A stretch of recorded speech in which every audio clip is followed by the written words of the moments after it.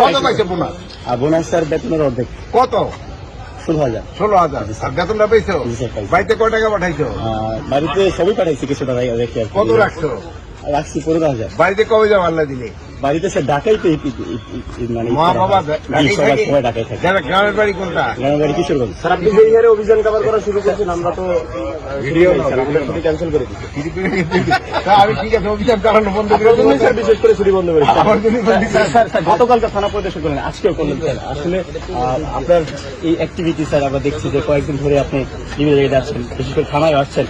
আর থানাগুলোকে কেমন দেখছেন? থানাগুলিতে এখানে তো আপনারা তো দেখলেন, আমার সাথে সাথে আপনারাও দেখছেন। এরা মোটামুটি অ্যালার্ট আছে।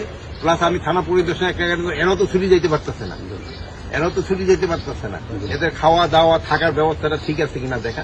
বাট এই থানাটা যেহেতু ভালো, ঢাকা শহরে 50টা থানার ভিতরে 25টা থানা হলে আমার নিজস্ব অ্যাকোমোডেশন আছে, আর 25টা থানার ভিতরে আমার নিজস্ব অ্যাকোমোডেশন নেই।